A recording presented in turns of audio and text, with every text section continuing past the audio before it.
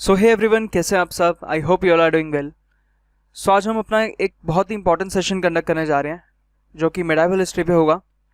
और इस सेशन में हम क्या कवर करेंगे, हम इस सेशन में बेसिकली शॉर्ट नोट्स कवर करेंगे किसके, मेडाइवल हिस्ट्री के, राइट। इसमें मैं आपको पूरा डिटेल में नहीं पढ़ाने वाला मेडाइवल हिस्ट्री। आई होप कि आप सब वो पढ़ चुके होंगे ऑलरेडी, क्योंकि एग्जाम अब बहुत पास है। तो हम यहाँ पे सिर्फ रिविजन करने वाले हैं आज, ठीक है। तो इस सेशन में ये मान के चल रहा हूँ कि जितने भी लोग ये सेशन देख रहे हैं उनको बेसिक एक नॉलेज होगी मेडाइवल हिस्ट्री की। बेसिक उन्होंने पढ़ रखा होगा ऑलरेडी, या अगर उन्होंने डिटेल में भी नहीं पढ़ रखा, पूरा कोर्स नहीं पढ़ रखा, तो एटलीस्ट उन्होंने हमारा PYQ जो सीरीज हुई है पूरी मेडाइवल हिस्ट्री की, वो एटलीस्ट आपने कवर कर रखा है। तो मैं ये मान के चल रहा हूँ। तो इसलिए अब अगर आपने ये सब कवर कर रखा है, अगर आपने हमारे PYQ भी कवर कर रखे हैं, तो आपको ये सेशन समझने में काफ़ी ईजी होगा, राइट।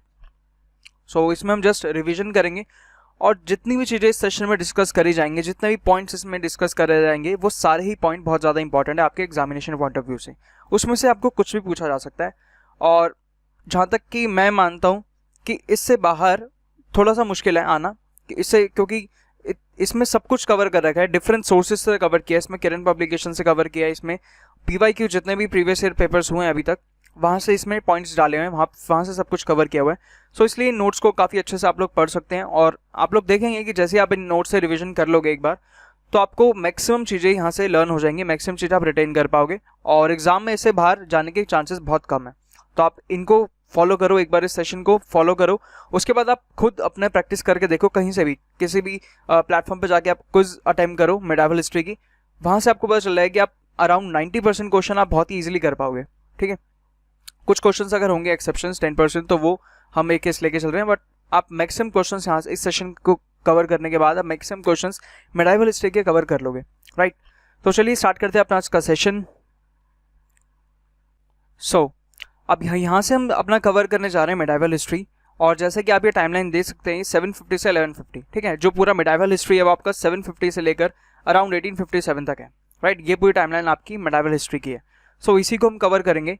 सो इसमें कुछ और भी डायनेस्टीज ने साइमल्टेनियसली रूल किया है, किसके कंटेम्प्रेरी, यानी कि अपना दिल्ली सल्तनत के कंटेम्प्रेरी, राइट। सो हम पहले उन डायनेस्टीज को देखेंगे, उसके बाद हम मूव ऑन करेंगे दिल्ली सल्तनत पे, राइट। तो चलिए स्टार्ट करते हैं अपना आज का सेशन। ये सबसे पहले अपनी डायनेस्टी है द पाल किंगडम, राइट, यानी कि पाल डायनेस्टी। इसके फाउंडर कौन है? गोपाल। ये काफ़ी इंपॉर्टेंट है और ये रिसेंटली भी एग्जाम्स में आपके पूछा गया। और जितने भी पॉइंट्स है ना, आपको ये तो करने ही करने हैं, ये बेयर मिनिमम है अगर आपको मेडाइवल हिस्ट्री में अच्छा स्कोर करना है तो। यानी कि अगर मेडाइवल हिस्ट्री से क्वेश्चन आता है और उसमें आपको अच्छा स्कोर करना है, तो आपको ये सारे पॉइंट्स अच्छे से लर्न करने ही पड़ेंगे। तो फाउंडर कौन है पाल किंगडम का? So he was Gopal, right. And then ये भी क्वेश्चन बहुत इंपॉर्टेंट है, धर्मपाल जो थे, यानी ये भी इसके एक इंपॉर्टेंट रूलर हैं पाल किंगडम के, ये भी एक इंपॉर्टेंट रूलर हैं धर्मपाल। इन्होंने रिवाइव करी थी नालंदा यूनिवर्सिटी एंड इन्होंने फाउंड करी थी विक्रमशिला यूनिवर्सिटी, ठीक है। ये दोनों ही यूनिवर्सिटी कहाँ पे हैं? अपनी पटना में, राइट।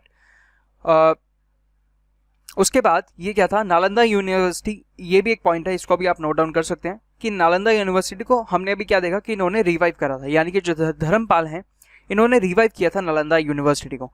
तो उससे पहले यानी कि डिस्ट्रॉय भी हुआ होगा ये। तो अब हमें ये देखना है कि इसको डिस्ट्रॉय किसने करा था। तो नालंदा यूनिवर्सिटी को डिस्ट्रॉय करा था मोहम्मद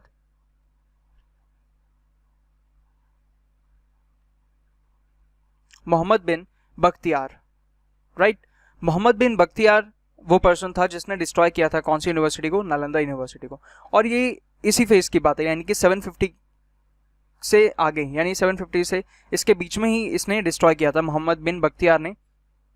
जो कल हमने वो स्टोरी डिस्कस करी थी उसकी, दाहिर की और मोहम्मद बिन कासिम की। तो मोहम्मद बिन कासिम के टाइम पे इसने ये डिस्ट्रॉय किया था, राइट। तो ये वही वाला टाइम पीरियड है। और ये फिर इसको जब इसने डिस्ट्रॉय कर दिया तो रिवाइव किसने करा था? धर्मपाल ने, राइट। ये काफ़ी इंपॉर्टेंट क्वेश्चन, आप इसको अच्छे से समझ लेना।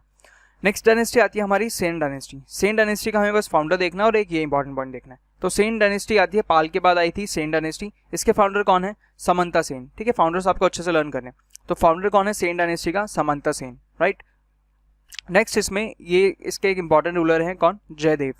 इन्होंने क्या लिखा था, सॉरी, ये जयदेव जो हैं ये कोर्ट पोएट हैं। किसके कोर्ट पोएट हैं? लक्ष्मण सेन के। सेन डायनेस्टी चल रही है, तो इसके रूलर कौन थे? लक्ष्मण सेन।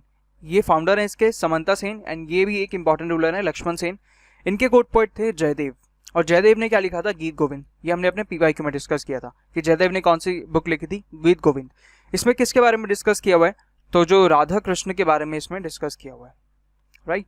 राधा कृष्ण एंड गोपीज, तो इनके रिलेशन के बारे में इसमें डिस्कस किया हुआ है और बहुत ही ब्यूटीफुल तरीके से इसको कंपोज किया हुआ है, राइट। नेक्स्ट आता है हमारा थर्ड डायनेस्टी, प्रतिहार्स। प्रतिहार्स का जो टाइम पीरियड है that is 750 to 1036, right. Founder है इसके हरिचंद्र। आपको फाउंडर्स बहुत अच्छे से लर्न करने हैं। फाउंडर कौन है? हरिचंद्र। और ये इस डायनेस्टी ने बेसिकली गुजरात और राजस्थान वाले रीजन में रूल किया था। और इसके एक ग्रेट रूलर कौन है? मिहिर भोज। तो मिहिर भोज कौन सी डायनेस्टी से बिलोंग करते हैं? प्रतिहार से, ठीक है। वो एक प्रतिहार डायनेस्टी से बिलोंग करते हैं और जिसके फाउंडर कौन थे? Harichandra, right. Next session, next fourth आती है राष्ट्रकूटास। काफी इंपॉर्टेंट डायनेस्टी है और इसने अपना आर्किटेक्चर में भी काफी ज्यादा इसने कंट्रीब्यूट किया। राष्ट्रकूटास का टाइम पीरियड है 752 to 973। फाउंडर कौन है? दंतिदुर्ग, राइट। राष्ट्रकूटास के फाउंडर कौन है? दंतिदुर्ग। कैपिटल थी इनकी मालखेड, कर्नाटका। इनके एक अगमोक वर्षा, ये कौन थे? इनके इंपॉर्टेंट रूलर थे एक, जिन्होंने क्या लिखा था? कविराज मार्ग। अमोक वर्षा ने क्या लिखा था? कविराज मार्ग, सॉरी। और इंपॉर्टेंट रूलर कौन कौन से रहे हैं? Govind III, Dantidurga and Krishna one, right. Govind III, Dantidurga and Krishna one. Next है आर्किटेक्चर से। सो कृष्णवन ने बिल्ड किया था famous Kailash temple at Ellora. ये भी हमने अपने पीवाईक्यू में डिस्कस किया। सो फेमस कैलाश टेम्पल जो कि एलोरा में है। एलोरा कहाँ पे है? औरंगाबाद, महाराष्ट्र। तो ये किसने बिल्ड करवाया था? ये कैलाश टेम्पल जो है वहां पे किसने बिल्ड करवाया था? कृष्णवन। कौन सी डायनेस्टी से है? राष्ट्रकूटा डायनेस्टी से, राइट। क्लियर हो इतना? नेक्स्ट चलते हैं आगे। सो ये फिफ्थ है और ये लास्ट है, चोला एम्पायर 850 to 1279। इसके फाउंडर कौन है? विजयलाया। चोला डायनेस्टी के फाउंडर कौन है? विजयलाया। कैपिटल क्या है इनकी? Uraiyur, that is Tamil Nadu, right. Great rulers कौन है? Raja Rajendra I and Rajendra III, ये इसके लास्ट रूलर हैं। जो राजेंद्र I है उन्होंने टाइटल एज्यूम किया था किसका? गंगाई कोंडा चोला। ये भी पूछा जाता है, ये भी काफी इंपॉर्टेंट क्वेश्चन, आपने पीवाईक्यू में देखा भी होगा क्वेश्चन कि राजेंद्र I ने कौन सा टाइटल एज्यूम किया था, मतलब ऐसा कौन सा रूलर जिसने ये टाइटल एज्यूम किया था गंगाई कोंडा चोला का? तो ये है Rajendra I, right. Next architecture से, तो हमें पता है कि Brihadeshwara temple and Raja Rajeshwara temple, ये दोनों एक ही टेम्पल है। ये किसने बिल्ड करवाया था? तो ये राजा ने बिल्ड करवाया था, ठीक है। क्योंकि राजा ने बिल्ड करवाया था इसलिए इन्हीं के नाम पे इसको नाम रखा गया राजा राजेश्वर। और दूसरा नाम क्या है इसका? Brihadeshwara temple, right. नेक्स्ट है, ये भी काफी इंपॉर्टेंट है, इंस्क्रिप्शन से। इंस्क्रिप्शन भी आपको याद करनी है। अगर कोई इंपॉर्टेंट इंस्क्रिप्शन किसी डायनेस्टी का है तो वो आपको लर्न होना चाहिए।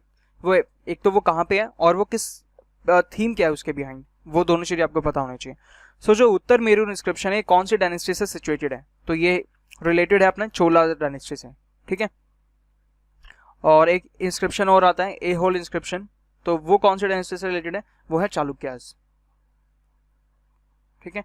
तो ये सब चीजें आपको पता होनी चाहिए। उत्तर मेरू इंस्क्रिप्शन किससे सिचुएटेड है, किससे रिलेटेड है? तो ये है चोलास से रिलेटेड। और ये किसके बारे में बताता है? तो ये विलेज एडमिनिस्ट्रेशन ऑफ चोलास के बारे में बताता है। कहाँ पे है ये? तमिलनाडु में। उत्तर मेरू इंस्क्रिप्शन कहाँ पे मिला? तमिलनाडु। नेक्स्ट स्लाइड अपनी। तो फाइनली अब हम चलते हैं अपना दिल्ली सल्तनत पे, ठीक है, जो कि काफी इंटरेस्टिंग टॉपिक है और काफी वास्ट टॉपिक है, लेकिन हमने इसको काफी अच्छे से शॉर्ट नोट्स में प्रिपेयर किया है, तो बहुत ईजी टॉपिक है। और चलिए स्टार्ट करते हैं इस टॉपिक को। दिल्ली सल्तनत, सबसे फर्स्ट स्लाइड ही बहुत ज़्यादा इंपॉर्टेंट है। यहीं से क्वेश्चन आता है कि इसको आपको टाइमलाइन को अरेंज करना है असेंडिंग ऑर्डर में या फिर डिसेंडिंग ऑर्डर में, किसी भी ऑर्डर में आपसे पूछ लिया जाएगा, तो आपको इसको अरेंज करना होता है। सबसे पहले हम देखें कि दिल्ली सल्तनत का पूरा टाइम पीरियड कितना है। तो ये है 1206 to 1526, यानी कि 1206 से 1526 तक पूरा दिल्ली सल्तनत का टाइम पीरियड है, ठीक है। उसमें भी हम चलते हैं पर्टिकुलर डायनेस्टीज के ऊपर। तो सबसे पहली डायनेस्टी कौन सी आती है? स्लेव डायनेस्टी और मुमलक डायनेस्टी। दोनों नाम आपको याद रखना है इसके, स्लेव डायनेस्टी एंड मुमलक डायनेस्टी। इसका टाइम पीरियड कितना है? 1206 से 1290 तक, यानी कि कितने ईयर्स हो गए यहाँ पे? 84 ईयर्स, राइट। नेक्स्ट आती है खिलजी डायनेस्टी। अच्छा, इसको हमने याद भी कैसे किया था? मुमलक खिलजी तुगलक सैयद लोदी, है ना, एक रिदम से याद करा था हमने इसको, मुमलक खिलजी तुगलक सैयद लोदी, मुमलक खिलजी तुगलक सैयद लोदी, राइट। सो उसके बाद आती है खिलजी डायनेस्टी, जिसने रूल किया है 1219 से 1320 तक। ठीक है, अगर आप इसको, मैं आपको बताऊं इसको टाइम लाइन को आप लर्न कैसे कर सकते हो आसानी से। अगर आप इसको इस वे में याद करोगे 1200, लाइक अगर हम इसको इंग्लिश में लर्न करेंगे तो याद नहीं होगा, इसको आप कोशिश करो कि आप इसको हिंदी में अगर लर्न करो, लाइक 1206 से 1290, ऐसे आपको ये एक रिदम बन जाती है, तो उसमें आपको इजीली लर्न हो जाता है। जैसे आप कोई भी नंबर है तो उसको भी आप हिंदी में लर्न करोगे तो बहुत आसानी से लर्न हो जाएगा। सो 1206 से 1290, ठीक है, रिदम में हम आसानी से इसको याद कर लेंगे। सो ये हो गया। नेक्स्ट आते हैं खिलजी डायनेस्टी 1290 से 1320, ठीक है, इसने 30 ईयर्स तक रूल किया है। नेक्स्ट आती है थर्ड डायनेस्टी तुगलक डायनेस्टी, इसने 1320 से 1414 तक रूल किया है, ठीक है, 1320 से 1414 तक। सो ये आ गया 94 ईयर्स का टाइम स्पैन इनका। देन सैयद डायनेस्टी, तो इन्होंने 1414 से 1451 तक रूल किया है, ठीक है, 1414 से 1451 तक रूल किया है, राइट। उसके बाद आता है अपना लोधी डायनेस्टी, इसने रूल किया है 1451 से लास्ट में 1526 तक, राइट। तो ये हमारी पूरी डायनेस्टीज कंप्लीट होती हैं इस तरीके से। और इनका टाइम पीरियड कितना हो गया, तो ये अराउंड 37 ईयर्स है ना, 37 ईयर्स इनका आ गया एंड 75 ईयर्स इनका आ गया, राइट। अब क्वेश्चन यहाँ से एक और पूछा जाता है कि सबसे ज्यादा टाइम स्पेन किसका है, सबसे ज्यादा टाइम तक रूल करने वाली कौन सी डायनेस्टी है। तो आपको क्लियरली दिख रहा है वो कौन सी डायनेस्टी है, तुगलक है। उसके बाद सेकंड नंबर पे स्लेव डायनेस्टी आती है 84 ईयर्स, ठीक है। सबसे पहली डायनेस्टी जो सबसे ज्यादा टाइम तक जिसने रूल किया वो कौन सी है, तुगलक डायनेस्टी, क्योंकि इसने 94 ईयर्स तक रूल किया है 1320 से 1414 तक, राइट। एक बार फटाफट से इसको रिवाइज करें। इनकी क्या है, सबसे पहले इसको अलग आपको कैसे लर्न करना है, नेम्स आपको अलग लर्न करने हैं और टाइम स्पैन अलग लर्न करना है, ठीक है। सबसे पहले नेम्स देखते हैं। तो नेम हमने कैसे लर्न किया, बमलक खिलजी तुगलक सैयद लोधी, नेम लर्न हो गए, हटाओ। उसके बाद आता है टाइम पीरियड। तो टाइम पीरियड कैसे याद हो जाएगा, आप इसको 2-3 बार पढ़ोगे ना तो टाइम पीरियड आराम से लर्न हो जाएगा। सबसे पहला टाइम पीरियड है 1206 से 1290, फिर 1290 से 1320, 1320 से 1414 तक, 1414 से 1451, 1451 से 1526, खत्म, ठीक है। आगे चलते हैं। अब इसका थोड़ा सा बैकग्राउंड हमें देखना पड़ेगा ताकि हम थोड़ा सा इसको समझ पाएं ये चल क्या रहा है बेसिकली यहाँ पे। सबसे पहला जो मुस्लिम आया था ना इंडिया में, जहाँ से मुस्लिम रूल की शुरुआत होती है, वही कौन पर्सन था, मोहम्मद बिन कासिम। अगर ये ना आया होता ना इंडिया तो शायद इंडिया में मुस्लिम रूल कभी आता ही ना, राइट। तो ये फर्स्ट पर्सन था जो इंडिया में आया जिसकी वजह से पूरा मुस्लिम रूल इंडिया में स्टार्ट हुआ, ठीक है। तो इसके बारे में देखते हैं हम थोड़ा सा।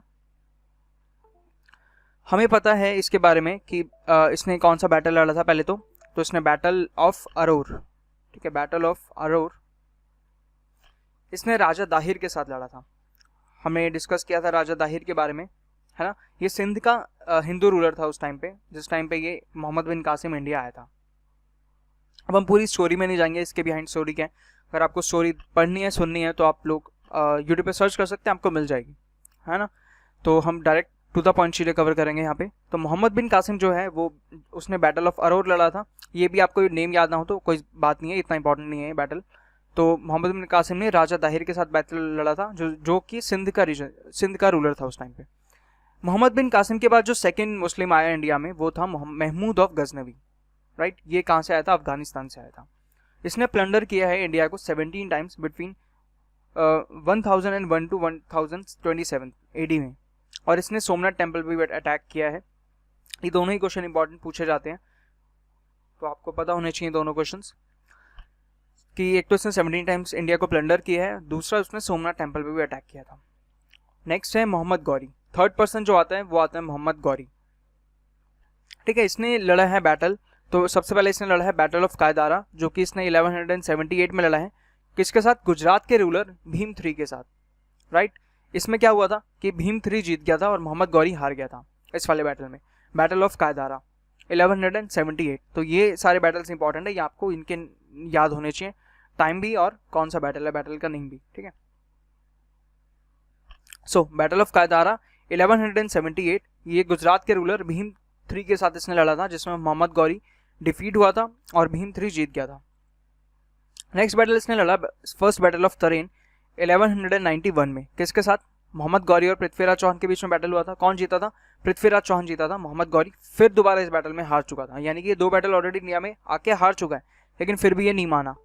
फिर सेकंड बैटल इसने और लड़ा एंड अनफॉर्चुनेटली सेकंड बैटल में ये जीत गया था और पृथ्वीराज चौहान को डिफीट मिली थी सेकंड बैटल ऑफ तरेन में, जो कि 1192 में लड़ा गया था। ठीक है, तो आई होप यहाँ से आपको थोड़ा सा बैकग्राउंड इसमें क्लियर हुआ होगा कि बेसिकली क्या चल रही हैं चीज़ें पीछे बैकग्राउंड में, है ना। तो ये 3 पर्सन थे जो सबसे पहले यहाँ पे आते हैं अपने पास, मोहम्मद बिन कासिम, महमूद ऑफ गजनवी और मोहम्मद गौरी। तो आप बस इनके थोड़ा सा नेम याद है और बस क्या क्या चीज़ें इन्होंने की, थोड़ा सा बस हमने बैकग्राउंड देख लिया, राइट। अब चलते हैं अपने मेन थीम पे, मेन चीज़ पे। तो अब हम अपनी मेन डायनेस्टी स्टार्ट करते हैं। सो सबसे पहली डायनेस्टी अपनी दिल्ली सल्तनत की स्लेव डायनेस्टी, जिसका टाइम पीरियड क्या है 1206 से 1290 तक, 84 ईयर्स का अब हम टाइम स्पेन देखने वाले हैं, राइट। तो चलिए स्टार्ट करते हैं। फर्स्ट है स्लेव डायनेस्टी, ठीक है। इसके फाउंडर कौन था इसका, तो कुतुबुद्दीन ऐबक इसका फाउंडर था, जिसने सिर्फ 4 साल तक रूल किया था, 1206 से 1210 तक, ठीक है। फाउंडर हमें अच्छे से लर्न करने हैं हर डायनेस्टी के। तो इसका फाउंडर कौन था, कुतुबुद्दीन ऐबक। अच्छा, कहाँ से आए थे ये लोग, टर्की से आया था ये, ठीक है। उसके बाद देखते हैं कैपिटल क्या थी इसकी, तो इसकी कैपिटल थी लाहौर। यानी ये जब टर्की से आया तो ये पाकिस्तान वाले रीजन तक ही आके रुक गया था। तो इसकी कैपिटल थी लाहौर और इसको टाइटल मिला था लाख बख्श, क्योंकि लाहौर के जो लोग थे ना उसमें इसने लैक्स ऑफ रुपीज़ बांटे थे, like lakhs of rupees Lahore के जो सिटीजन थे उनको इसने डोनेट किए थे, तो इसलिए वहाँ के लोगों ने इसको टाइटल दिया था लाख बख्श का, ठीक है। उसके बाद इसके मेंटर, इनका नाम भी इंपॉर्टेंट है, ख्वाजा कुतुबुद्दीन बख्तियार अल काकी, ठीक है। तो ये इनके मेंटर का नाम है, ये भी इंपॉर्टेंट है। अब इसका आर्किटेक्चर इसने क्या क्या बिल्ड करवाया, सबसे पहले इसने कुव्वतुल इस्लाम, जो कि कहाँ पे है, दिल्ली में है। और दिल्ली में कहाँ पे, जो अपना कुतुब मीनार प्रीमाइसेस है उसके अंदर इसने बिल्ड करवा रखी है मॉस्क, कुव्वतुल इस्लाम। उसके बाद इसने 2.5 दिन का झोपड़ा, जो कि अजमेर में है, ये बिल्ड करवाया था अजमेर में। उसके बाद कुतुब मीनार इसने बिल्ड करवाई थी दिल्ली में, राइट। और याद रखना कि कुतुब मीनार की इसने कंस्ट्रक्शन स्टार्ट करवाई थी, बट ये कंप्लीट नहीं करवा पाया था, तो कंप्लीट करवाया था किसने, इल्तुतमिश ने, राइट। उसके बाद इसकी डेथ कब हुई थी, तो वाइल प्लेइंग चौगान और या फिर पोलो, ये हमने डिस्कस किया ना, काफ़ी बारी क्वेश्चन आया था PYQ में, तो वो यही चीज़ है कि ये पोलो खेलते हुए इसकी डेथ हो गई थी, अपने घोड़े से गिर गया था पोलो खेलते हुए, तो इसकी डेथ हो गई थी। उसके बाद इसका टॉम कहाँ पे है, तो याद रखना कि अभी हम पूरा जब पढ़ेंगे दिल्ली सल्तनत तो उसमें हर किसी के हमें टॉम याद होने चाहिए, कैपिटल, फाउंडर, टाइटल अगर कुछ मिला है तो वो इंपॉर्टेंट होना चाहिए, और आर्किटेक्चर। और डेथ इतना नहीं है कि मतलब कैसे हुई, कहाँ हुई, तो ये इतना इंपॉर्टेंट नहीं, बट यस अब ये पॉइंट क्योंकि क्वेश्चन काफ़ी बार आया तो हमने इसको ये भी हमें याद करना है, ठीक है। तो ये सब इंपॉर्टेंट चीज़ें, जितने भी ये पॉइंट्स हैं सारे सिर्फ इंपॉर्टेंट पॉइंट्स हैं, ठीक है। बाकी जो स्टोरी या कहानी वगैरह है वो इसमें नहीं लिखा हुआ कुछ भी। सो जितने भी पॉइंट्स इसमें लिखे हैं सारे इंपॉर्टेंट, आपको सारे ही लर्न करने हैं। और आई होप कि सेशन अगर आप ध्यान से सुनोगे तो आपको सेशन में ही सब कुछ लर्न हो जाएगा। एक बार फटाफट से इसको क्विक रिवाइज करते हैं। स्लेव डायनेस्टी या फिर मुमलक डायनेस्टी का फाउंडर कौन था, कुतुबुद्दीन ऐबक। कैपिटल इसकी कहाँ पे थी, लाहौर। इसको टाइटल मिला था कौन सा, लाख बख्श का। और इसके जो मेंटर थे उसका नाम क्या था, ख्वाजा कुतुबुद्दीन बख्तियार अल काकी। आर्किटेक्चर इसने क्या क्या बिल्ड करवाया, एक तो कुव्वतुल इस्लाम दिल्ली में, यानी कि जो अपना कुतुब मीनार प्रीमाइसेस है उसके अंदर। 2.5 दिन का झोपड़ा इसने बिल्ड करवाया था अजमेर में, और कुतुब मीनार इसने दिल्ली में बिल्ड करवाया। उसके बाद इसकी डेथ हुई थी पोलो खेलते हुए, अपने घोड़े से गिर गया था लाहौर में, तो वहाँ पे इसकी डेथ हुई, और इसलिए टॉम भी इसका कहाँ पे है, लाहौर में ही है, राइट। नेक्स्ट क्वेश्चन, नेक्स्ट हमारा आता है, नेक्स्ट जो रूलर है वो कौन है, इल्तुतमिश। अच्छा, एक चीज़ और डिस्कस कर लेते हैं यहाँ यहीं पे, ये जो कुतुबुद्दीन ऐबक है ये कौन था, ये किसका स्लेव था, तो ये मोहम्मद गौरी का स्लेव था, ठीक है। मोहम्मद गौरी का स्लेव था, इसलिए इसने जो डायनेस्टी स्टार्ट करी इसका नाम क्या पड़ा, स्लेव डायनेस्टी या फिर मुमलक डायनेस्टी, ठीक है। क्योंकि ये मोहम्मद गौरी का क्या था, स्लेव था, ये उसका बेटा या फिर कुछ एक अच्छी पोजीशन होल्ड नहीं कर रहा था, ये उसका स्लेव था, और एक स्लेव ने ही ये डायनेस्टी स्टार्ट करी थी, राइट। नेक्स्ट चलते हैं इल्तुतमिश पे। तो इल्तुतमिश किसका स्लेव है, इल्तुतमिश जो है वो कुतुबुद्दीन ऐबक का स्लेव है, ठीक है। ये ऐबक का स्लेव है, ये बात याद रखना, ये कुतुबुद्दीन ऐबक का स्लेव है। तो क्योंकि स्लेव डायनेस्टी चल रही है तो जो स्लेव आएगा वही रूलर बनेगा, ऐसा कुछ है नहीं, लेकिन ये ऐसा इसका ट्रेंड था, ठीक है। तो नेक्स्ट जो आया था वो कौन था, इल्तुतमिश। इसने क्या किया था, इसने कैपिटल को शिफ्ट करा था, कहाँ से, लाहौर से दिल्ली। ये पॉइंट याद रखना बहुत ज़्यादा इंपॉर्टेंट है, क्योंकि ये फर्स्ट कैपिटल शिफ्ट हुई है। अभी आगे जब हम जाएंगे ना मुगल एम्पायर तक पहुंचेंगे तो कैपिटल काफ़ी बार शिफ्ट हो चुकी होगी, ठीक है। कभी कोई कहीं चले जा रहा है, कभी कोई कहीं चले जा रहा है, तो कैपिटल ये फर्स्ट टाइम शिफ्ट हुई है लाहौर से दिल्ली, और इसको कौन लेके आए, इल्तुतमिश लेके आए दिल्ली में। इल्तुतमिश को एक्चुअल फाउंडर ऑफ दिल्ली सल्तनत बोला जाता है, और इसको फर्स्ट सुल्तान का जो टाइटल था, यानी कि सुल्तान का जो टाइटल था वो इसको खलीफा ने दिया था। आप खलीफा आई होप सबको पता ही है कि जो टर्की में ये काफ़ी इंपॉर्टेंट पोजीशन होती थी, जितने मुस्लिम्स हैं ऑल ओवर द वर्ल्ड उनके लिए काफ़ी इंपॉर्टेंट पोजीशन होती थी कि जो खलीफा की पोस्ट है ये लोग काफ़ी मानते थे खलीफा को, मतलब इनके जितने मुस्लिम्स हैं उनके एक लीडर हुआ करते थे, ठीक है। तो खलीफा की पोस्ट काफ़ी इंपॉर्टेंट होती है।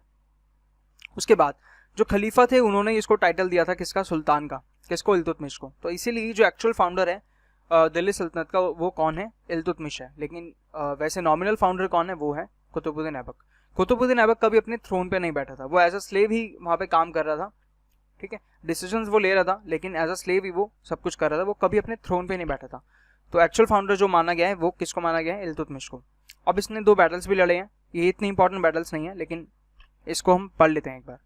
सबसे पहले क्या है, जूड रिवॉल्ट। अब हुआ क्या था कि आरम शाह, अब क्योंकि कुतुबुद्दीन ऐबक की डेथ हुई थी तो उसके बाद उसका बेटा जो था वो रिवॉल्ट कर रहा था कि थ्रोन पे तो मेरा हक है, मैं बैठूंगा थ्रोन पे। लेकिन क्या हुआ था, इल्तुतमिश ने कहा क्योंकि ये स्लेव डायनेस्टी है, इसमें सब स्लेव्स ही अब आगे रूल करेंगे, तो क्योंकि मैं कुतुबुद्दीन ऐबक का स्लेव हूँ इसलिए मैं रूल करूंगा, ये इल्तुतमिश ने कहा था।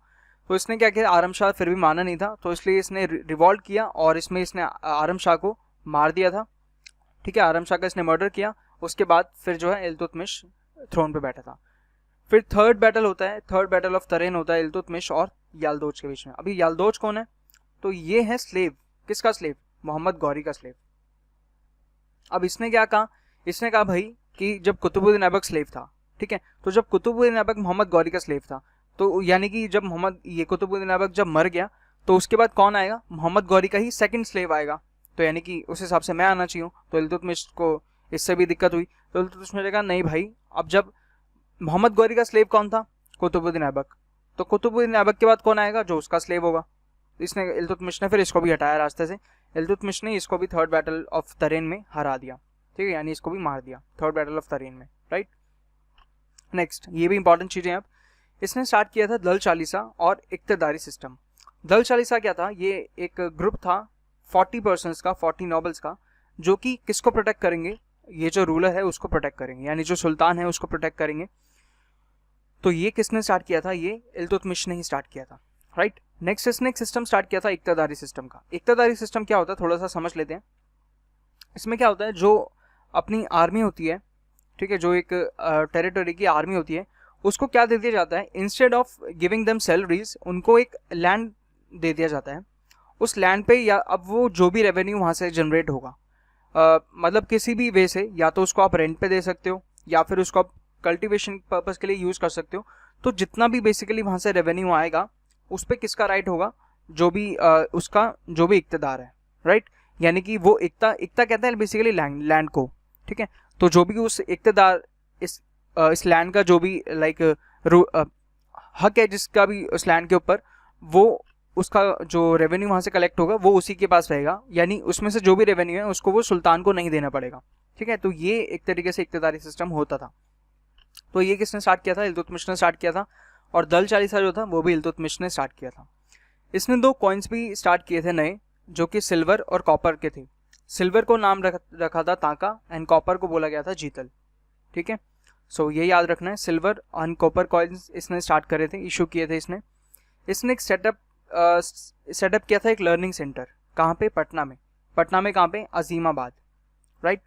बस इतना ही है इसमें। एंड ये भी इंपॉर्टेंट है कि इसने जो है दिल्ली को सेव किया था किससे, मंगोल्स के अटैक से। मंगोल्स के टाइम में एक रूलर था जिसको वो चेज कर रहे थे, कौन, चंगेज खान उसको चेज कर रहा था। तो उस रूलर को इल्तुतमिश ने मना कर दिया था एज रिफ्यूजी रखने के लिए। तो फिर उसको मतलब हैंड ओवर कर दिया गया था किसको, चंगेज खान को। तो चंगेज खान ने फिर दिल्ली पे अटैक नहीं किया था, अदरवाइज क्या होता कि चंगेज खान दिल्ली पे अटैक करता और फिर अगर इल्तुतमिश हारता तो फिर इल्तुतमिश की जगह हम क्या पढ़ रहे होते, चंगेज खान वाला पूरा, यानी मंगोल्स के बारे में पढ़ रहे होते, ठीक है। तो ये पूरी हिस्ट्री फिर चेंज हो जाती है हमारी, तो अगर इसने सेव नहीं किया होता दिल्ली को उस टाइम पे, ठीक है। नेक्स्ट इसने पैट्रोनाइज किया था मिनहाज उस सिराज को। ये उस टाइम का एक ऑथर हुआ करता था, एक राइटर हुआ करता था, एक हिस्टोरियन हुआ करता था। तो इसको प्रोटेक्ट यानी इसको पैट्रोनाइज किया है किसने, इल्तुतमिश ने। और इसने अपनी कौन सी बुक लिखी थी, तबाकत-ए-नासिरी, राइट। ये आप लोग लर्न कर सकते हैं। तबाकत-ए-नासिरी किसने लिखी है, मिनहाज उस सिराज ने। इसको पैट्रोनाइज किसने किया है, तो वो क्या है, इल्तुतमिश ने। नेक्स्ट है इल्तुतमिश का टॉम कहाँ पे है, तो ये है दिल्ली के कुतुब मीनार प्रेमाइसेस में। क्लियर हो गया इतना सब कुछ, ये सारा ही जितना लिखा है सब कुछ इंपॉर्टेंट है इल्तुतमिश से रिलेटेड, ठीक है। वैसे ही कम चीज़ें हैं इसमें, लेकिन जितनी ही आपको सब अच्छे से लर्न होनी चाहिए, कि दल चालीसा किसने स्टार्ट किया, इस तरह के क्वेश्चन आता है। इक्तिदारी सिस्टम किसने स्टार्ट किया, ये इस तरह के क्वेश्चन आते हैं। और ये क्वेश्चन नहीं बनता, जूड रिवॉल्ट से कभी क्वेश्चन नहीं बना और इतना इंपॉर्टेंट है भी नहीं है। लेकिन थर्ड बैटल ऑफ पानीपत आपको याद होना चाहिए, क्योंकि हमने फर्स्ट और सेकंड बैटल जो है उसमें आपको कंफ्यूज करने की कोशिश करेगा, इसलिए आपको बस ये पता होना चाहिए। और ये सब चीज़ें हो गई। कैपिटल वाला पॉइंट बहुत ज़्यादा इंपॉर्टेंट है। कैपिटल शिफ्ट इसने करी थी लाहौर से दिल्ली, ठीक है। तो आगे चलते हैं। अब नेक्स्ट आती है रज़िया सुल्तान, ठीक है।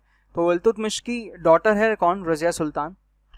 और इल्तुतमिश बेसिकली इल्तुतमिश जो था उसको ये पता था कि जो इसकी डॉटर है वो ज़्यादा इंटेलिजेंट और ब्रेव है किससे, इनके जो ब्रदर्स थे, यानी जो इनके भाई थे रज़िया सुल्तान के, उनसे ज़्यादा ब्रेव और इंटेलिजेंट कौन थी, रज़िया सुल्तान थी। तो इल्तुतमिश चाहता था कि यही थ्रोन पे बैठे आगे, इसके बेटे ना बैठे। लेकिन हुआ क्या, क्योंकि उसके डेथ के बाद, इल्तुतमिश के डेथ के बाद हुआ क्या था कि जो इसका सन था रुकनुद्दीन, वो आके थ्रोन पे बैठा, लेकिन वो बिल्कुल भी एफिशिएंट नहीं था, वो एकदम इनएफिशिएंट था थ्रोन पे बैठने के लिए। तो फिर रज़िया सुल्तान ने कॉन्स्पिरेसी से उसको क्या करवा दिया, उसका मर्डर करवा दिया रज़िया सुल्तान ने, ठीक है। और उसके बाद रज़िया सुल्तान क्या बनी, first and the only Muslim lady who ever ruled in India, ठीक है। तो ये first and ever Muslim lady है जिसने फर्स्ट टाइम रूल किया था इंडिया पे, और उसके बाद किसी भी लेडी ने रूल नहीं किया इंडिया पे, ठीक है। तो ये भी क्वेश्चन काफ़ी बार पूछा गया और काफ़ी इंपॉर्टेंट क्वेश्चन है ये। अब इसका ये थोड़ा सा देख लेते हैं। इसका हस्बैंड था कौन, याकूत खान। ये बेसिकली इसका स्लेव था, पहले ऑस्लर था। ऑस्लर कौन होता है, जो घोड़ों की देखभाल करते हैं, ठीक है। और इसको कौन सी पोस्ट दी गई थी, अमीर या खोर, यानी ऑस्लर में भी सबसे जो एक चीफ होते हैं, ऑस्लर्स के भी क्या हो गए चीफ, इनको बना दिया गया था। किसने बनाया था, रज़िया सुल्तान ने बनाया था। उसके बाद क्या होता है कि रज़िया सुल्तान इससे शादी कर लेती है, याकूत खान से इनकी मैरिज हो जाती है। तो ये बात जो है आगे फर्दर किसी को पसंद नहीं आती कि इसने एक स्लेव से शादी कर ली। एंड ये भी था कि जब रज़िया सुल्तान रूल कर रही थी ना, तो वहाँ के जो गवर्नर्स थे इनके, जैसे अल्तुनिया और बहराम खान, ये दोनों इसके रज़िया के गवर्नर्स थे। तो इनको बिल्कुल भी पसंद नहीं होता था, क्योंकि एक स्टीरियोटाइप बना हुआ है कि एक वुमेन जो है वो कभी ऑर्डर नहीं दे सकती, ठीक है। इस तरीके का ये फालतू का एक स्टीरियोटाइप बना हुआ है। तो उसमें क्या होता था कि इनको बहुत ही एम्बैरेसिंग लगता था जब इनको, क्योंकि ये लोग क्या थे, गवर्नर थे। तो एक वुमेन, एक लेडी इनको जब वो दे रही है, ऑर्डर दे रही है, तो इनको बिल्कुल भी अच्छा नहीं लगता था, इनको एम्बैरेसिंग लगता था। तो इसलिए अल्तुनिया और बहराम खान ने फिर अल्टीमेटली क्या किया कि रज़िया सुल्तान को, फाइनली रज़िया सुल्तान का मर्डर किया। तो सबसे पहले अल्तुनिया जो इसका गवर्नर था उसने मर्डर किया किसका, याकूत का, याकूत को निपटाया। फिर उसके बाद रज़िया को इसने इम्प्रिजन कर लिया था। तो इसने कुछ शर्त रखी थी कि या तो उसे वो मैरी कर ले और या फिर वो अपनी पूरे जो लाइफ इम्प्रिजनमेंट बिताए, ठीक है। उसके बाद कौन आया था, बहराम खान। ये भी कौन था, ये भी इसका गवर्नर ही था। इसने फिर मर्डर कर दिया किनका, इन दोनों का, ठीक है। समझ आया कि पहले अल्तुनिया ने मर्डर किया याकूत का और इसको इसने इम्प्रिजनमेंट दे दी रज़िया को। फिर बहराम खान ने इन दोनों को ही मार दिया, अल्तुनिया और रज़िया को, दोनों को ही मार दिया। तो ये कहाँ जा रहे थे, अपना हरियाणा से, मतलब हरियाणा होते हुए ये दिल्ली जा रहे थे। तो हरियाणा में इन दोनों को बहराम खान ने मार दिया था। तो इसलिए रज़िया का जो टॉम्ब है वो हरियाणा के कैथल में बना हुआ है, ठीक है। इतना बात क्लियर है। तो इसमें बहुत ज़्यादा इंपॉर्टेंट कुछ भी नहीं है, इंपॉर्टेंट बस ये 2 पॉइंट है रज़िया सुल्तान से कि ये फर्स्ट एवर मुस्लिम रूलर थी एंड इसका टॉम्ब कहाँ पे है, तो इसका कैथल हरियाणा में टॉम्ब है, दैट्स इट। इससे ज़्यादा कुछ इंपॉर्टेंट नहीं है इसके अंदर। नेक्स्ट क्वेश्चन, ये नेक्स्ट आता है हमारा रूलर कौन, बहराम खान, ठीक है, जिसने किसको, इसने ही मारा ना अल्तुनिया और उसको रज़िया सुल्तान को। तो नेक्स्ट आता है बहराम खान। इससे बस ये 2 ही पॉइंट इंपॉर्टेंट है। इसने कौन सी पोस्ट क्रिएट करी थी, नायक ए मुमलकत, क्योंकि इसको डर था अब कि जैसे कि वो था, अभी दल चालीसा बन चुका था। तो क्या इसने देखा कि दल चालीसा में जो है अब उसको कंट्रोल करना पड़ेगा थोड़ा सा, वरना क्या है उनमें फ्रीडम आ जाएगा तो वो लोग किसी को ही मारने लग जाएंगे। क्योंकि दल चालीसा की मदद से ही इसने किसको मारा था, इसको मारा था अपने रज़िया सुल्तान को, रज़िया को मारा था दल चालीसा की मदद से ही। तो इसने क्या किया, इसने एक पोस्ट क्रिएट करी नायक ए मुमलकत, जो कि क्या होगा, हेड होगा दल चालीसा का, राइट। और फिर इसको अल्टीमेटली किसने मारा, मसूद शाह ने इसको मार दिया, मसूद शाह ने इसको मार दिया, इसको निपटाया किसने, मसूद शाह ने, ठीक है। बस इसमें यही पॉइंट इंपॉर्टेंट है कि नायक ए मुमलकत, हेड ऑफ दल चालीसा, ये पोस्ट किसने क्रिएट करी, तो ये बहराम खान ने क्रिएट करी थी। नेक्स्ट, गियासुद्दीन बलबन। अब ये रूलर थोड़ा सा इंपॉर्टेंट है, ये इसको थोड़ा सा एक क्रूअल और एरोगेंट रूलर कहा जाता है, ठीक है। क्रूअल और एरोगेंट इसको कहा जाता है। इसने क्या किया था, सबसे पहले तो इसने एबॉलिश किया किसको, दल चालीसा को। क्यों एबॉलिश किया, क्योंकि ये जो था एक पार्ट था दल चालीसा का और इसने ही दल चालीसा की वजह से किसको मरवाया था, जो इसके पहले वाला रूलर था यानी बैराम खान। तो बैराम खान को किसने मरवाया था, गयासुद्दीन बलबन ने मरवाया था। और क्योंकि बलबन जो था, हाँ अभी हमने पोस्ट देखी थी ना कि उसने पोस्ट क्रिएट करी थी, कौन सी, नायक मुमलकत, नायक मुमलकत। तो वो पोस्ट किसको मिली थी, वो पोस्ट इसी को मिली थी, गयासुद्दीन बलबन को। ठीक है, बलबन यानी कि बलबन उस पोस्ट को संभाला था, यानी दल चालीसा का हेड कौन था, तो गयासुद्दीन बलबन था।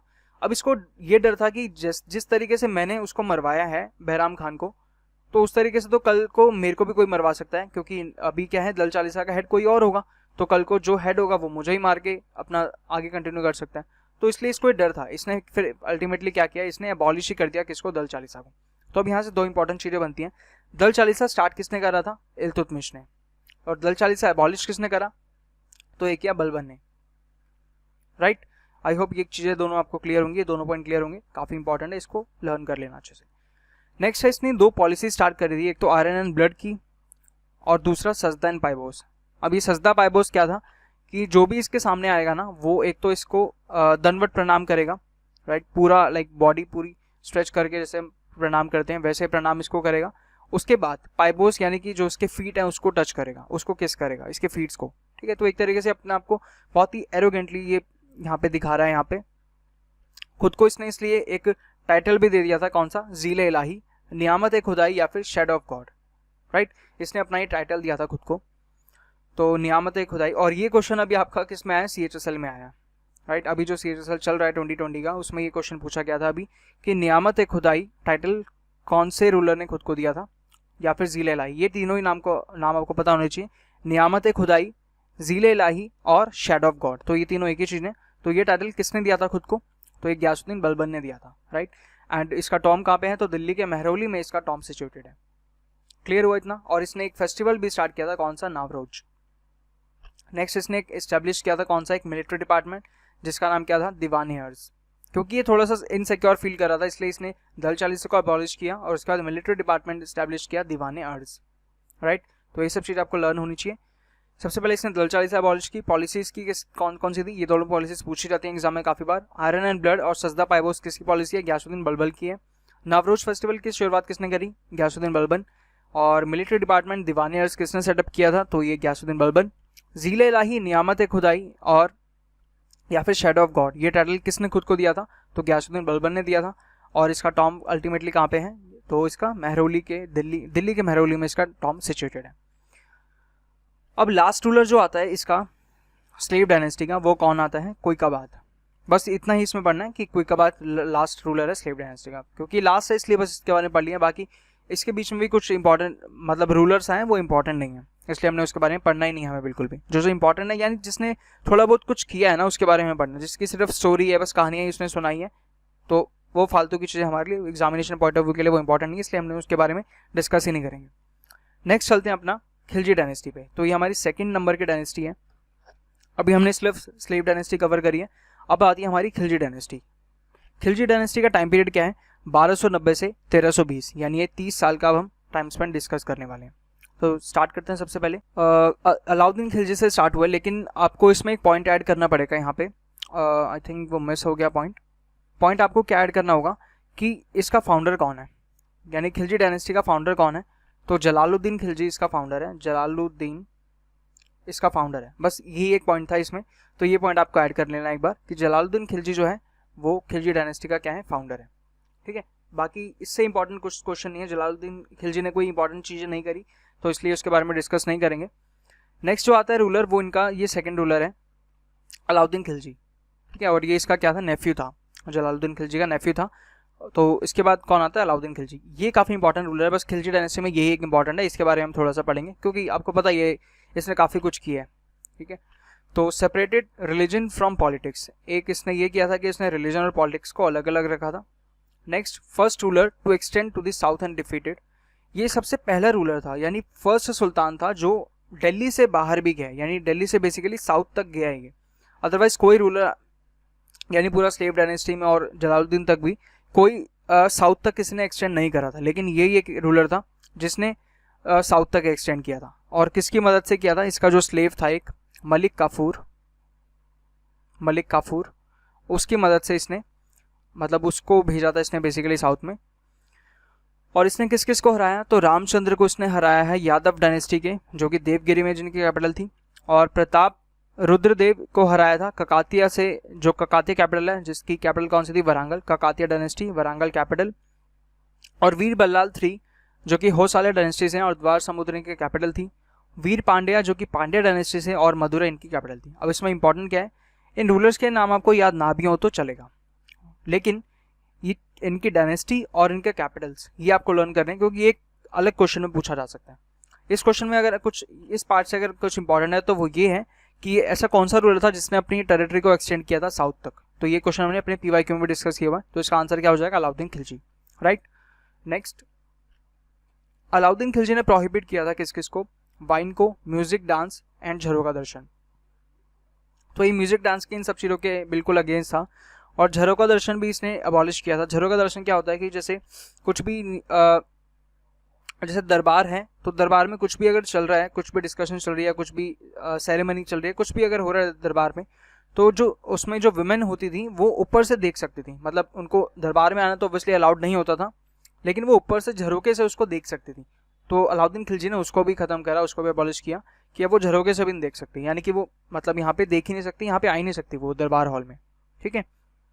नेक्स्ट है, ये भी इंपॉर्टेंट है बहुत ज़्यादा, काफ़ी बार PYQ मैंने डिस्कस किया है। The first ruler to maintain largest standing army and paid salary in cash and abolish एकता सिस्टम। अब इसको समझो थोड़ा सा। ये सबसे पहला रूलर था जिसने मेंटेन की थी क्या, लार्जेस्ट स्टैंडिंग आर्मी, क्योंकि ये बहुत ज़्यादा डरता था, मतलब इसको हर टाइम इनसिक्योरिटी फील होती थी कि कोई भी रूलर आके कहीं इसको मार ना दे, ठीक है, क्योंकि ये बहुत ज़्यादा उदंड मचाता था ये, मतलब ये बिल्कुल ही एकदम आप समझ सकते हैं कि किस टाइप का रूलर था अलाउद्दीन खिलजी। तो बहुत ज़्यादा इसको इनसिक्योरिटी फील होती थी, इसलिए इसने क्या किया था, इसने स्टैंडिंग आर्मी यानी कि एक परमानेंट आर्मी इसने क्रिएट करी थी, ठीक है, जिसको ये सैलरी देता था वो भी कैश में। इससे पहले क्या होता था, इक्तेदारी सिस्टम चल रही थी, यानी कि पहले क्या होता था कि जो आर्मी के जो सोल्जर्स होते थे उनको एक लैंड दे दिया जाता था, एक लैंड ग्रांट उनको दे दिया जाता था, उससे वो रेवेन्यू खुद का कलेक्ट करते थे। अब उससे जितना हो रहा है या नहीं हो रहा तो नहीं हो रहा, वो उनकी सिरदर्दी है, ठीक है। लेकिन अलाउद्दीन खिलजी ने क्या किया था, एक स्टैंडिंग और पेड इसने आर्मी क्रिएट करी थी, और इसको वो कैश में सैलरी दे रहा था, राइट। और इक्तेदारी सिस्टम को इसने अबॉलिश कर दिया था, यानी इक्तेदारी सिस्टम को खत्म कर दिया था, क्योंकि जब कैश में मिल रही है सैलरी तो फिर उनको लैंड क्यों देगा ये, है ना।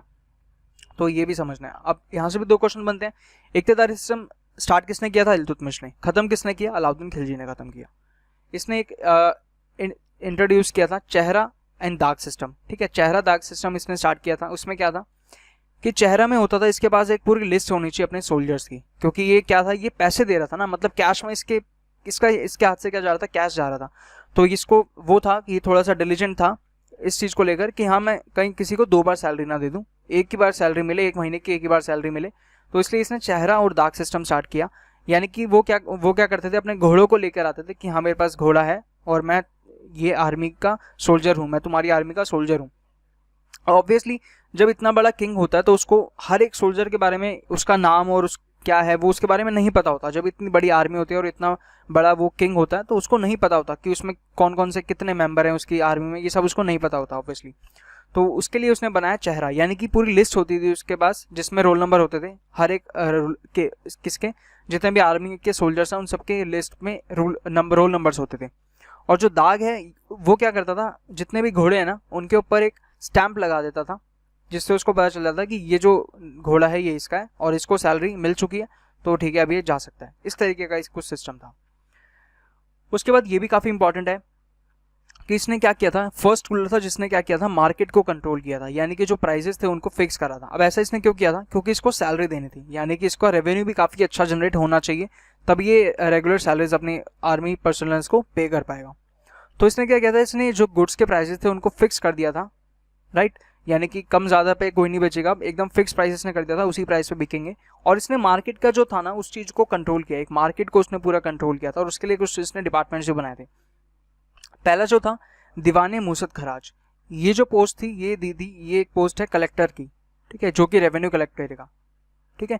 तो ये कलेक्टर की पोस्ट हुआ करती थी किसका टाइम पे, अलाउद्दीन खिलजी के टाइम पे, जिसका नाम क्या होता था, दीवाने मूसत खराज।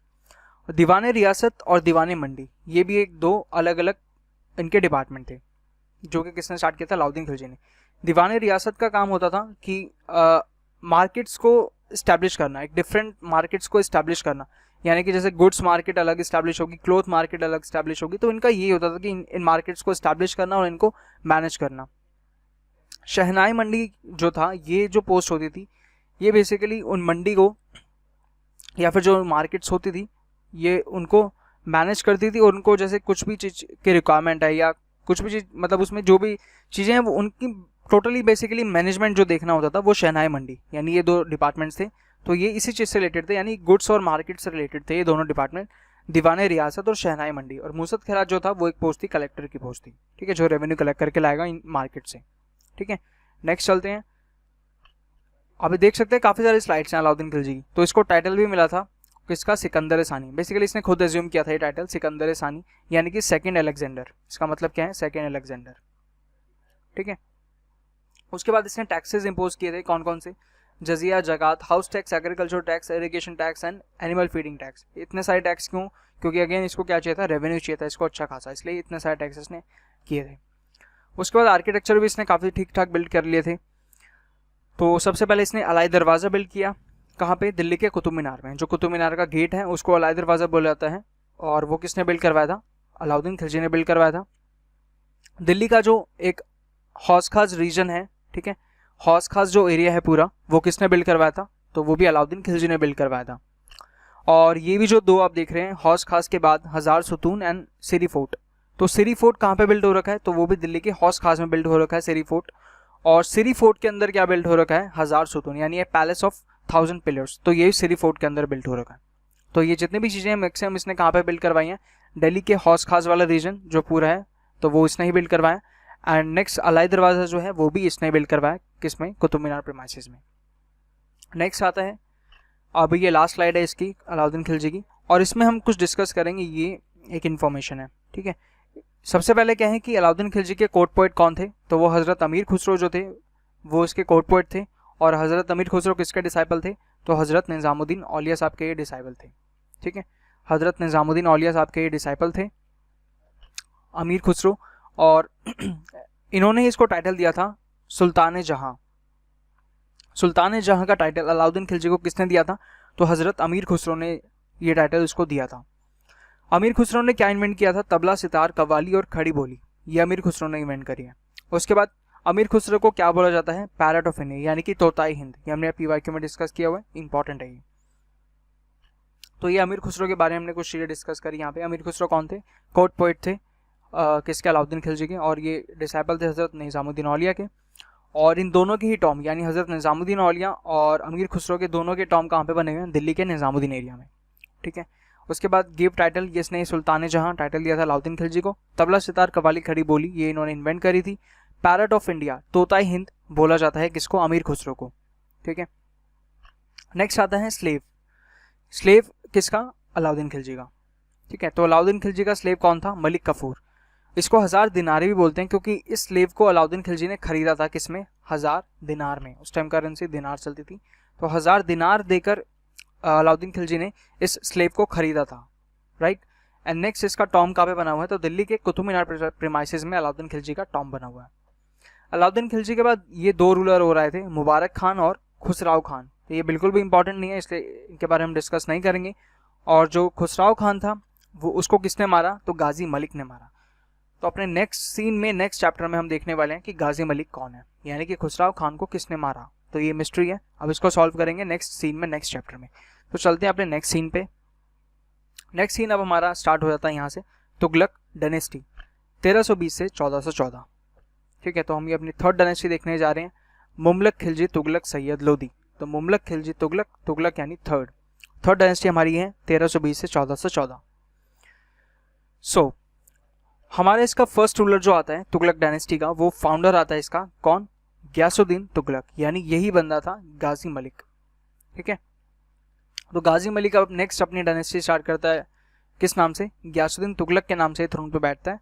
और इसने जो सिटी है तुगलकाबाद, जो कि दिल्ली में है, बद्रपुर बॉर्डर के पास आपको सिटी देखने को मिलेगी, तो वहाँ पे वो सिटी किसने बिल्ड करवाई है, वो सिटी तुगलकाबाद इसी ने बिल्ड करवाई है, ठीक है।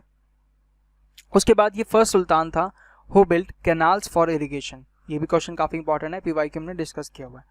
First sultan who built canals for irrigation, तो ये किसने बिल्ड करवाया था, गयासुद्दीन तुगलक ने, राइट।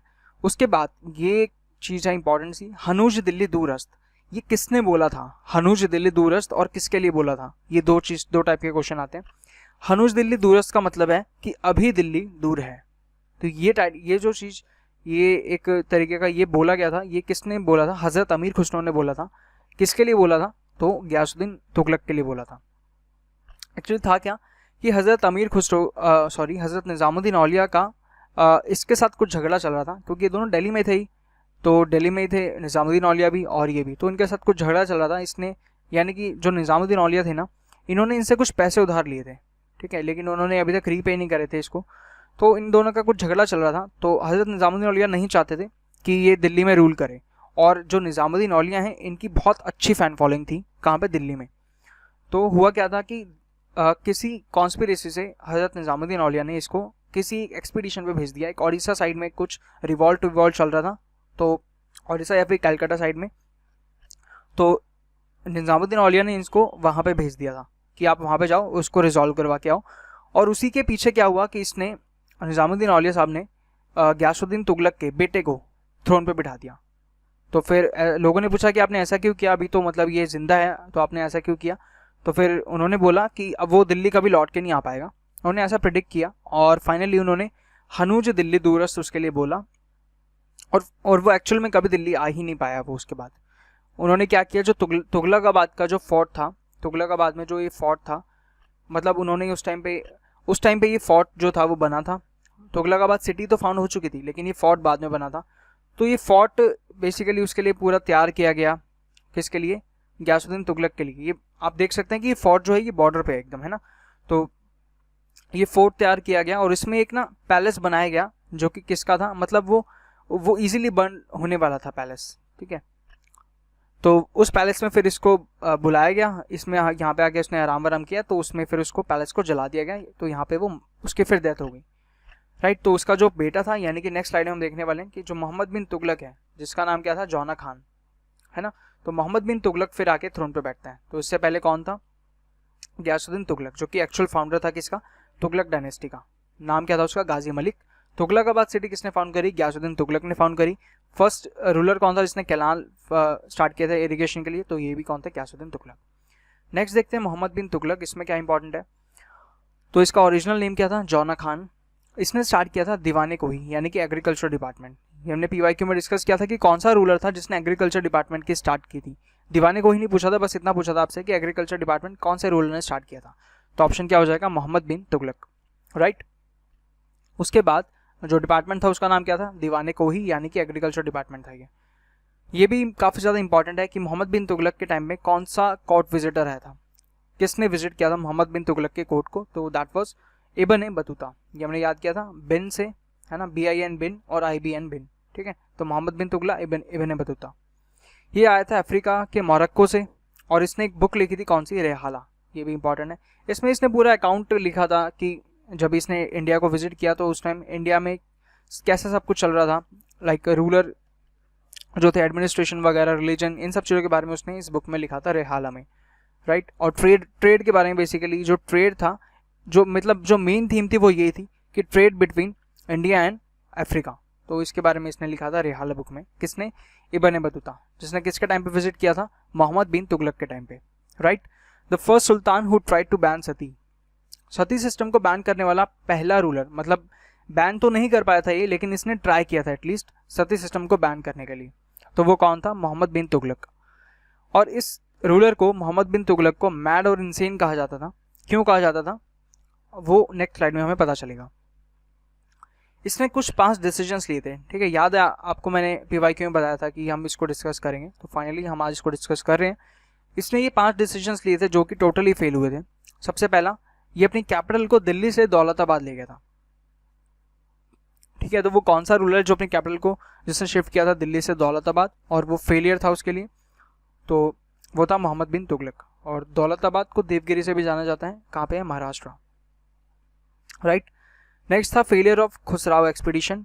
तो ये इसने कुछ एक्सपीडिट करने की कोशिश करी थी, यानी कि इसने एक सिटी को कॉन्कर करने की कोशिश करी थी, लेकिन ये नहीं कर पाया था।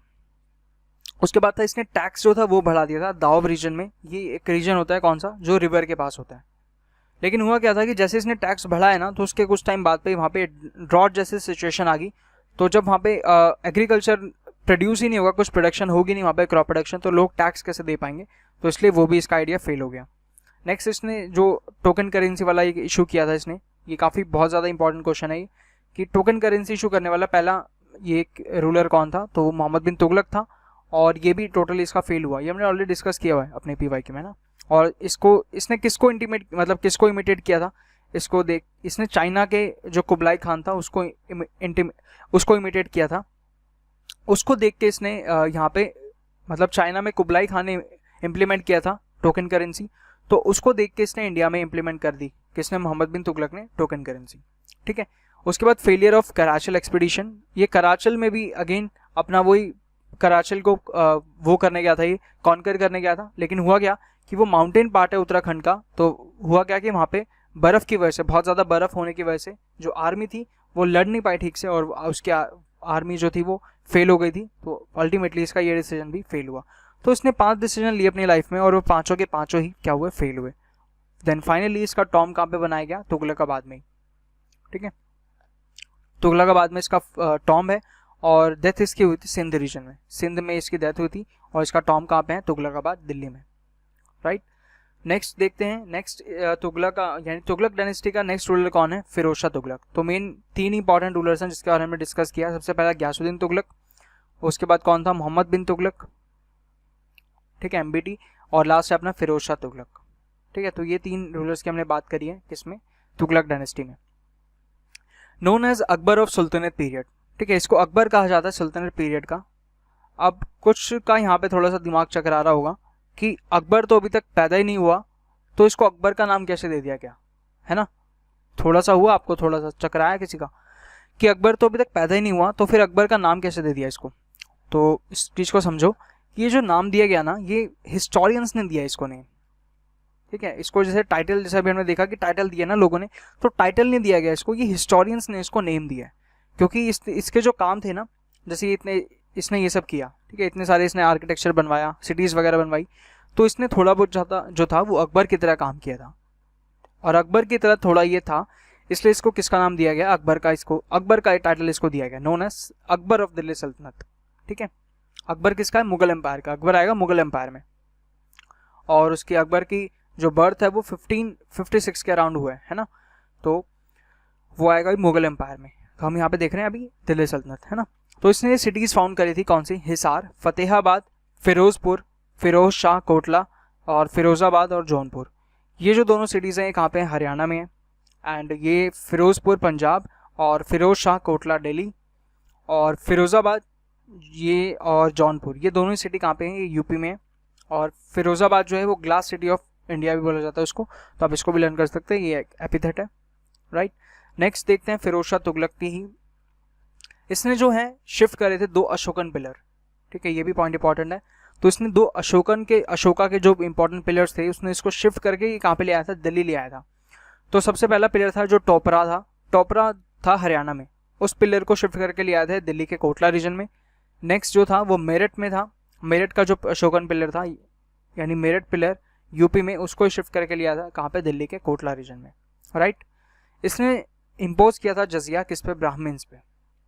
ठीक है, तो इसने जजिया इम्पोज किया था। तो ये भी इंपॉर्टेंट क्वेश्चन है कि ब्राह्मण्स पे जजिया इम्पोज करने वाला रूलर कौन था, तो दैट वाज फिरोज शाह तुगलक। इसने प्रोहिबिट किया था मुस्लिम वुमेन को ग्रेव्स पे जाने के, यानी जो सूफी सेंट्स की जो श्रिंक्स होती है ना, उन पे जाने के लिए मुस्लिम वुमेन को इसने मना करा था, उसको प्रोहिबिट किया था। और इसने बिल्ड करे थे maximum number of canals for irrigation and imposed water tax known as हक ए शराब। ठीक है, हक ए शराब, इसने वाटर टैक्स इम्पोज किया था, और इसने maximum number of canals build करे थे इरिगेशन के लिए। अब ये स्टार्ट किसने करा था इरिगेशन के लिए ये बिल्ड करना, तो अभी हमने देखा था, कौन सी हमने स्लाइड में देखा था कि इरिगेशन के लिए किसने करा था सबसे पहले, तो इरिगेशन के लिए आपका किया था इसने गयासुद्दीन तुगलक। ठीक है ना, तो इरिगेशन के लिए सबसे पहले किसने करा था, गयासुद्दीन तुगलक ने। उसी के ही बाद यानी सेकेंड रूलर जो आया इसका फिरोज शाह तुगलक, और इसने क्या किया, इसने नंबर ऑफ कैनाल्स बहुत ज़्यादा बिल्ड करवाए। ठीक है, और डिपार्टमेंट्स इसने 2 बिल्ड करवाए, यानी दीवान खैरात और दौरुल शिफा। दीवान खैरात और दौरुल शिफा इसने ये 2 डिपार्टमेंट्स बनाए। दीवान खैरात जो था वो खैरियत के लिए था, यानी कि इकोनॉमिक हेल्प के लिए, पुअर लोगों के लिए। और दारुल शिफा जो था वो एक हॉस्पिटल था, ठीक है, वो इसने बिल्ड करवाया था। इसका टॉम कहाँ पे, फिरोज शाह तुगलक का। तो फाइनली इसका टॉम कहाँ पे है, दिल्ली के हौस खास कॉम्प्लेक्स में, ठीक है। दिल्ली के जो हौस खास फोर्ट है बेसिकली, उस फोर्ट में, उस कॉम्प्लेक्स में इसका क्या है, टॉम है। किसका टॉम है, फिरोज शाह तुगलक का। कब इसकी डेथ हुई, 1388 में इसकी डेथ हुई। क्लियर हुआ इतना पार्ट। तो अभी हमने यहाँ पे ये सब चीज़ें देखी। ग्यासुद्दीन तुगलक, तुगलक डायनेस्टी में हमने ग्यासुद्दीन तुगलक देखा, मोहम्मद बिन तुगलक देखा, उसके बाद फिरोज शाह तुगलक देखा। नेक्स्ट आता है मोहम्मद शाह तुगलक। ये इतना इंपॉर्टेंट नहीं है, लेकिन बस एक चीज़ जो इसका एक पॉइंट बस इसमें इंपॉर्टेंट है, इसलिए इसको हमने देखना पड़ रहा है। तो फिरोज शाह तुगलक के बाद कौन आया, मोहम्मद शाह तुगलक। इसके टाइम पे क्या हुआ था, तिमूर का इन्वेजन हुआ था, यानी कि तिमूर जो थे उनका इन्वेजन हुआ था। किसकी, ये कहाँ से थे, मंगोलिया वाली साइड से थे, ठीक है ना। तो तिमूर का इन्वेजन हुआ था किसके टाइम पे, मोहम्मद शाह तुगलक के टाइम पे। और कौन आया था, तो टैमरलेन आया था इंडिया, ठीक है। टैमरलेन ने इन्वेड किया था इंडिया, जो कि तिमूर की साइड से था। और वो किसके टाइम पे आया था, तो वो आया था मोहम्मद शाह तुगलक के टाइम पे। तो उसका हमें टाइम भी याद रखना है, 1398 में इसने इन्वेड किया था। यानी कि टैमरलैन जो कि तिमूर की साइड से आया था, उसने इंडिया को इन्वेड कब किया था, 1398 में उसने इंडिया को इन्वेड किया था। और फाइनली इसको मोहम्मद शाह तुगलक को डिथ्रोन कौन करता है, खिज़र खान करता है। तो अब ये खिज़र खान कौन है, ये हम जानेंगे अपनी नेक्स्ट स्लाइड में। तो चलते हैं अपने नेक्स्ट स्लाइड पे और अपनी नेक्स्ट डायनेस्टी पे, जो कि है सैयद डायनेस्टी, और जो कि बिल्कुल भी इंपॉर्टेंट नहीं है आपके पे एग्जामिनेशन पॉइंट ऑफ व्यू से, लेकिन थोड़ा सा हम इसका बस देखेंगे कि सैयद डायनेस्टी का एक तो टाइम पीरियड क्या है, तो 1414 से लेकर 1450 तक, ठीक है। 1414 से 1451, 50-51 तक जो भी है इसका टाइम पीरियड, ठीक है। 51 तक हम इसको देखते हैं, लर्न करने में ईजी हो जाता है ये। तो 1414 से 1451 तक ये इसका टाइम पीरियड है, अराउंड 37 ईयर्स का, ठीक है। तो देखते हैं, बस यही एक स्लाइड है सैयद डायनेस्टी की, कि इसका फाउंडर कौन है, तो वो है खिज़र खान। ये बस क्वेश्चन आता है, यहीं से क्वेश्चन आता है। सैयद डायनेस्टी से अगर क्वेश्चन आया तो बस एक यही क्वेश्चन आता है कि who was the founder of Sayyid dynasty, तो वो कौन है, खिज़र खान। तो he did not take title of sultan, इसने भी कुतुबुद्दीन ऐबक की तरह सुल्तान का टाइटल नहीं लिया था, बस ऐसे ही रूल करा था। तो उसके बाद मुबारक शाह आया, मोहम्मद शाह आया और आलम शाह आया, खत्म सैयद डायनेस्टी। क्लियर। नेक्स्ट चलते हैं अपना आगे, सैयद डायनेस्टी यहाँ पे खत्म। अब आगे अपनी लोधी डायनेस्टी, जो कि क्या है, लास्ट डायनेस्टी है किसकी, दिल्ली सल्तनत की। इसका टाइम पीरियड क्या है, 1451 से 1526 तक। अब गेम जो है वो खत्म कौन करेगी, लोधी डायनेस्टी खत्म करेगी। तो चलिए स्टार्ट करते हैं लोधी डायनेस्टी। लोधी डायनेस्टी का फाउंडर कौन है, तो वो था बहलोल लोधी। टाइम पीरियड हमने देख लिया लोधी डायनेस्टी का, 1451 से 1526, 1451 से 1526 टाइम पीरियड है लोधी डायनेस्टी का। उसके बाद फाउंडर कौन है, तो वो है बहलोल लोधी। काफ़ी इंपॉर्टेंट पॉइंट है। बहलोल लोधी ने क्या किया था, इसने इशू करे थे बहलोली कॉइन्स, राइट। बहलोली कॉइन्स किसने इशू करे थे, बहलोल लोधी ने इशू करे थे, और ये फाउंडर भी था किसका, लोधी डायनेस्टी का। इसका टॉम कहाँ पे बना हुआ है, तो इसका टॉम बना हुआ है दिल्ली के चिराग दिल्ली जो रीजन है, ठीक है, चाणक्यपुरी के आसपास है ना ये रीजन, आपने देखा होगा। तो वहाँ पे इसका ये क्या है, टॉम बना हुआ है दिल्ली में, किसका, लोधी, बहलोल लोधी का। नेक्स्ट आता है सिकंदर लोधी। तो इसमें एक ये इंपॉर्टेंट है, और थोड़ा सा इब्राहिम लोधी के बारे में देखेंगे, वो भी इंपॉर्टेंट है। उसके बाद क्या हुआ, अब अगेन क्या होती है, कैपिटल शिफ्ट होती है दिल्ली से आगरा। पहले क्या था, लाहौर से दिल्ली लेके आया था कौन, इल्तुतमिश। पहले कैपिटल थी लाहौर, लाहौर से दिल्ली लेके आया कौन, इल्तुतमिश। अब दिल्ली से आगरा लेके जा रहे हैं, यानी सेकंड टाइम कैपिटल शिफ्ट हो रही है। और ये कौन कर रहा है, ये सिकंदर लोधी कर रहा है। ये कौन कर रहा है, सिकंदर लोधी कर रहा है। और इसने ये किसने करी थी, इल्तुतमिश ने करी थी, राइट। तो इसको ये याद रखना है, लाहौर से दिल्ली लेके गया इल्तुतमिश, अब दिल्ली से आगरा कौन लेके जा रहा है, सिकंदर लोधी, ठीक है। और इसने एक फाउंड करी थी कौन सी सिटी, आगरा सिटी इसने ही फाउंड करी है, और उसका नाम क्या इसने रखा था, सिकंदराबाद। यानी आगरा सिटी का पुराना नाम क्या है, तो दैट वाज सिकंदराबाद। क्योंकि एक राइटर और एक ऑथर भी था, तो इसलिए इसका पेन नेम है एक, यानी कि जैसे होता है ना कि जब भी कोई राइटर क्या लिखता है, अपनी कुछ पोएम लिखता है, कुछ शायरी लिखता है, तो वो अपना साइन करता है, तो इसका साइनिंग नेम कह सकते हैं, या फिर इसका पेन नेम कह सकते हैं। तो वो क्या था इसका, गुलरुखी, यानी इसका साइनिंग नेम क्या था, गुलरुखी। इसने इंट्रोड्यूस किया था क्या, एक मेजरिंग यूनिट इसने इंट्रोड्यूस किया था, जैसे सेंटीमीटर, मिलीमीटर, किलोमीटर ये सब होता है। तो इसने एक अपनी खुद की मेजरिंग यूनिट इसने इंट्रोड्यूस करी थी, कौन सी, गज ए सिकंदरी, ठीक है। गज ए सिकंदरी इसने इंट्रोड्यूस करी थी, अपनी एक मेजरिंग यूनिट। इसके टाइम पे कौन सा फॉरेनर ने विजिट किया था, तो वास्को द गामा ने विजिट किया था, कब, 1498 में। 1498 में वास्को द गामा ने विजिट किया था किसको, सिकंदर लोधी को। मतलब सिकंदर लोदी के कोर्ट में नहीं आया था ये, इसने बस इंडिया विजिट किया था वास्को द गामा ने। तो टाइम पीरियड इसी का ही हो गया, इसलिए हमने डिस्कस किया यहाँ पे। नेक्स्ट है आर्किटेक्चर में बस इसने एक ही चीज़ बनवाई है, कौन सा, बादलगढ़ फोर्ट इसने बनवाया, जो कि कहाँ पे है, आगरा में। ठीक है, जितने ही पॉइंट्स सबको अच्छे से लर्न कर लेना और अच्छे से लिख लेना अपने पास। नेक्स्ट आता है अपने पास इब्राहिम लोदी, राइट, ये थर्ड रूलर है, थर्ड इंपॉर्टेंट रूलर है, और ये लास्ट रूलर है किसका, लोदी डायनेस्टी का, और लास्ट सुल्तान भी है ये, क्योंकि दिल्ली सल्तनत भी यहाँ पे खत्म हो रही है और लोदी डायनेस्टी भी यहाँ पे खत्म हो रही है। इसने बैटल लड़े हैं दो, सबसे पहले बैटल ऑफ खतौली या फिर घतौली बोलते हैं इसको, तो ये 1518 में यानी 1518 में इसने बैटल लड़ा है, बैटल ऑफ खतौली और या फिर बैटल ऑफ घतौली।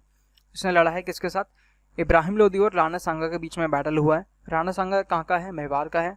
ठीक है, तो राणा सांगा मेवाड़ और इब्राहिम लोदी के बीच में बैटल हुआ था, जिसमें कि राणा सांगा जीत गया था, इब्राहिम लोदी इसमें हारा था।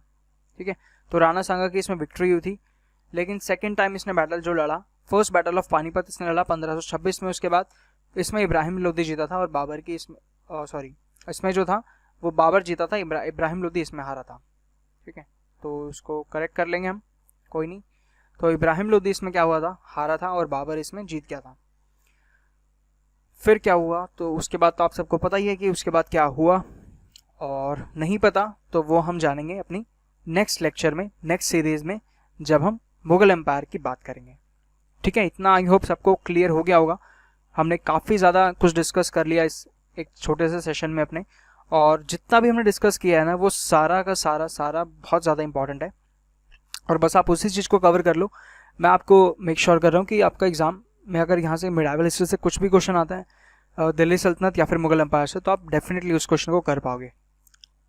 ठीक है, ओनली सुल्तान था ये जो मारा था बैटल फील्ड में, यानी कि जितने भी रूलर थे, जितने भी दिल्ली सल्तनत के रूलर थे ना, उन्होंने कभी बैटल ही नहीं लड़ा। मतलब बैटल्स वैसे लड़े हैं, लेकिन बैटल में वो क्या है, लड़ते लड़ते कोई मरा नहीं। कोई घोड़े से गिरकर मरा, तो कोई क्या है अपनी सीढ़ियों से गिरकर मरा, लाइब्रेरी की सीढ़ियों से गिरकर मरा। कोई इल्तुतमिश कैसे मरा था, तो अपनी वो दीन पनाह की लाइब्रेरी से की सीढ़ियों से गिरकर मरा था इल्तुतमिश। ठीक है, उसकी ऐसी स्टोरी है, तो स्टोरीज हमने यहाँ पे बस छोड़ दी हैं। ठीक है, तो यही है बस इसमें मेन यहाँ पे। ठीक है, आई होप ये सब चीज़ें क्लियर होगी आपको। सो हमने यहाँ पे पूरा अपना मिडाइवल हिस्ट्री का दिल्ली सल्तनत कवर किया, और काफ़ी ज़्यादा इसमें जितने भी पॉइंट्स लिखे हैं वो सारे पॉइंट्स काफ़ी इंपॉर्टेंट है आपके एग्जामिनेशन पॉइंट ऑफ व्यू से, तो उनको आप नोट डाउन कर सकते हैं। और बस इतना ही था इस सेशन में, और नेक्स्ट लेक्चर जो आएगा वो आएगा मुगल एम्पायर पे, और मुगल एम्पायर के बाद हम अपना मिडाइवल हिस्ट्री हमारा कंप्लीट हो जाएगा पूरा। उसके बाद आप लोग PYQ से इसको प्रैक्टिस कर सकते हैं। PYQ की जो पूरी सीरीज़ है किरण पब्लिकेशन की, यानी किरण पब्लिकेशन PYQ की जो पूरी सीरीज़ है वो ऑलरेडी अवेलेबल है हमारे चैनल पे, तो आप लोग उसको भी चेक कर सकते हैं, उन सीरीज़ को आप चेक कर सकते हैं। ठीक है, वो पूरी प्लेलिस्ट बनी हुई है, तो आप उन प्लेलिस्ट को चेकआउट कर सकते हैं, और मैं इन प्लेलिस्ट का लिंक मैं डिस्क्रिप्शन बॉक्स में डाल दूंगा, तो आप वहाँ से भी चेकआउट इनको कर सकते हैं।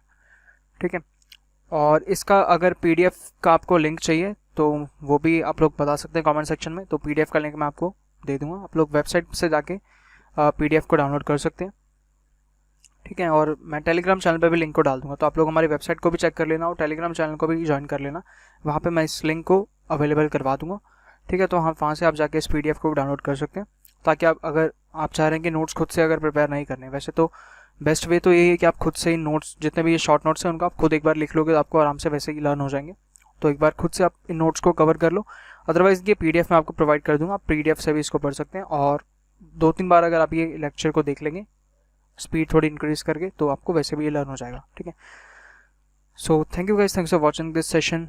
अगर आप ये कोई सेशन अच्छा लगा हो तो आप इसको लाइक कर सकते हैं, शेयर कर सकते हैं, और चैनल को भी जरूर सब्सक्राइब कर लेना अगर अब तक आपने चैनल को सब्सक्राइब नहीं किया है तो। सो मिलते हैं अपने नेक्स्ट लेक्चर में मुगल एम्पायर के साथ, तो तब तक के लिए थैंक यू सो मच, जय हिंद।